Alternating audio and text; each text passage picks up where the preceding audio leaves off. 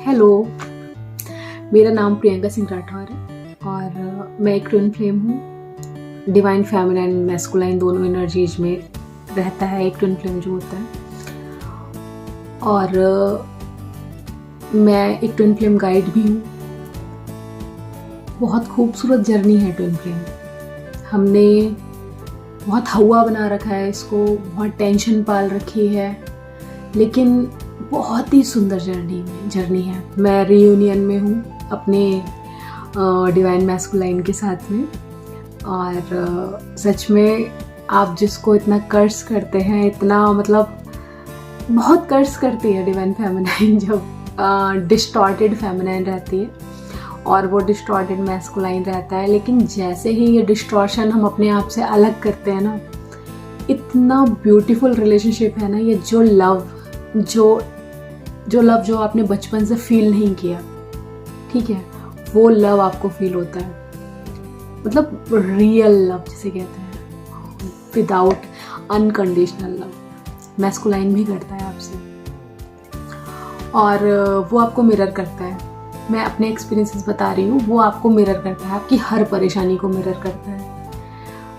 जो भी आपके अंदर इशू है, इशू ऑफ रिजेंटमेंट या फिर मैस्कुलाइन वुंड है, फादर वुंड है, मदर वुंड है ना, चाइल्डहुड ट्रॉमा है, डीएनए है, एंसेस्ट्रल है, जो भी चीज़ें आपके अंदर हैं, fear of rejection, fear of abandonment, fear of judgement, वो सबको आपके अंदर मिरर करता है, आप में मिरर करता है, ठीक है। और जैसे ही आप अपने अंदर के ख़त्म करते हैं, आपके अंदर के सारे इश्यूज जैसे आप हील करते हैं, वैसे वैसे डिवाइन मैस्कुलाइन जो है, वैसे डिवाइन मैस्कुलाइन भी हील होता जाता है। और उसकी हीलिंग आपकी हीलिंग के साथ ही होती है। आप जब तक उसको कर्स करते रहेंगे उसको समझ नहीं आएगा, ठीक है। अच्छा, ये जर्नी बहुत सारे लोगों की मदद से शुरू हुई। बहुत सारे लोग हैं जो मददगार रहे हैं। My soul purpose soul mission वाली जो मैम है वो बहुत मददगार रही, या गुंजन विश्वकर्मा मैम है, या फिर हाई प्रीस्टेस 333 हैं, और बहुत सारे लोग हैं जिन्होंने बहुत मदद की। लेकिन ये जर्नी ना प्रीडिफाइंड नहीं है। मैंने जो फील किया, जितने भी लोगों को आज तक मैं गाइड करती आ रही हूँ, सबके जो पाथ है वो डिफरेंट है, अलग अलग है। सेम पाथ किसी का नहीं है। मैं अपने मैस्कुलाइन के साथ कम्युनिकेशन में रहते हुए उनको हील करा, ठीक है। हमारी हीलिंग हमारे कम्युनिकेशन में रहते हुए हुई। बार बार हम लोग सेपरेट होते थे, बार बार हम कम्युनिकेशन में आते थे। किसी किसी का अच्छा फुल जो होता है एक दूसरे से क्या कहते हैं, जो होता है ना बबल फेज रहता है, उसके बाद में सेपरेशन फेज आता है, सेपरेशन फेज के दौरान ही हीलिंग होती है। तो सबका अलग अलग तरीका है, सबका अलग अलग रास्ता है। ज़रूरी नहीं है कोई सेपरेशन में रह रहा है तो हील हो रहा है तो आप भी सेपरेशन में रह के हील हो पाएंगे।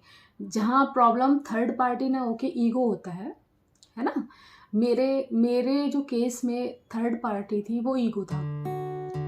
कोई मतलब नॉर्मल व्यक्ति नहीं था थर्ड पार्टी। मेरे केस में थर्ड पार्टी ईगो था। और जैसे जैसे ईगो रिजॉल्व हुआ, अब ईगो उनमें है तो जाहिर सी बात है मुझ में भी है ना। जैसे जैसे ईगो रिजॉल्व हुआ, अब वो चीज़ें मैं अपने मैस्कुलाइन में देखती थी।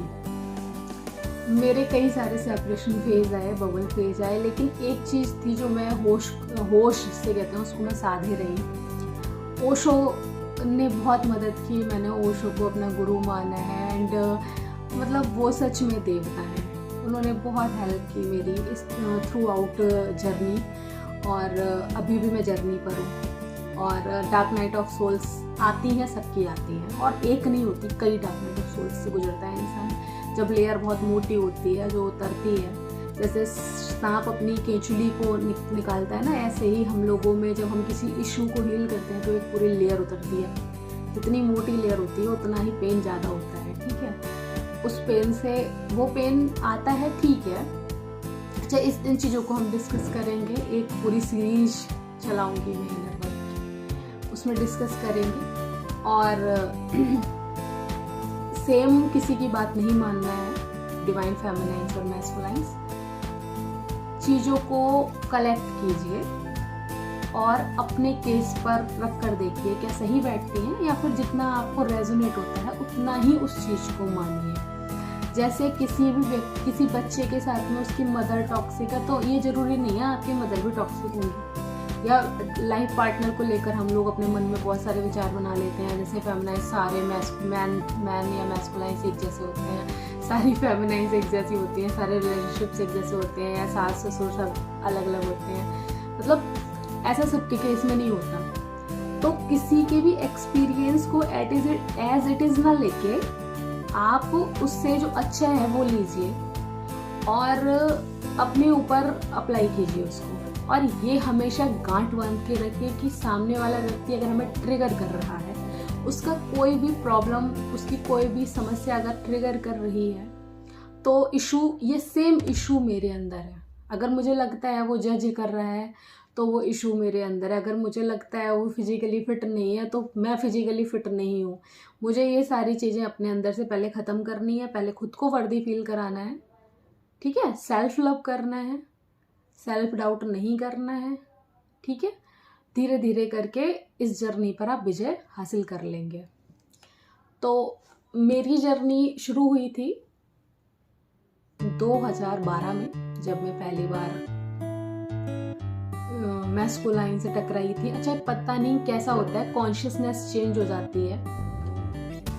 मैं बहुत टॉपर रही थी, बहुत होशियार रही थी, अचानक से चीज़ें बदल गई सब, और जो ईगो था वो शैटर होना शुरू हुआ कहीं ना कहीं।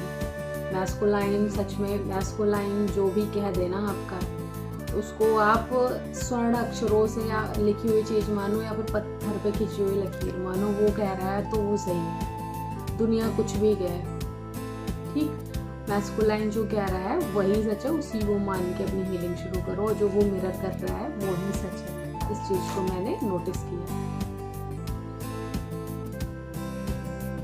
मुझे लग रहा है वीडियो बहुत लंबी हो रही है, तो यहीं पर इसको एंड करूँगी। और हम इस सीरीज़ की शुरुआत कर चुके हैं और जल्दी ही आपको एक के बाद एक चीज़ मिलती जाएगी। और आप जिस फ्रेम में होंगे, जिस भी फ्रेम में होंगे, आपने अगर ग्रेजुएशन साइंस से किया हो, फिजिक्स आपके पास रही हो, तो हम फ्रेम्स पढ़ते हैं बहुत सारे थ्योरी ऑफ रिलेटिविटी में। तो वैसे ही फ्रेम्स में हमारी लाइफ चलती है। जिस फ्रेम में हम होते हैं, जिस डायमेंशन में हम होते हैं, हम उसी डायमेंशन के लोगों से रेजोनेट होते हैं। तो आप किसी को ये समझे कि इसकी रीडिंग गलत है या इसकी रीडिंग सही है, ऐसा नहीं होता। किसी न किसी से वो रीडिंग्स रेजोनेट होती हैं, है ना। किसी न किसी से वो फ्रेम जो है वो रेजोनेट होता है, बराबर का होता है। तो आप जिस फ्रेम में होते हैं, आप उसी व्यक्ति के साथ रेजोनेट करते हैं, है ना। तो अगर आप मेरे फ्रेम में हैं तो हमारी जर्नी साथ चलेगी, और जैसे ही आप मेरे फ्रेम से अप हो जाएंगे या मैं आपके फ्रेम से अप हो जाऊंगी, तो ये जर्नी हम लोग की अलग अलग हो जाएगी, ठीक है। चलिए अब इस जर्नी को साथ में शुरू करते हैं।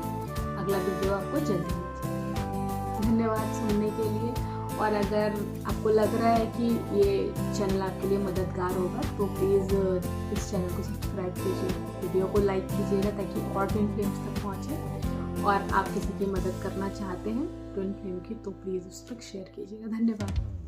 Thank you so much.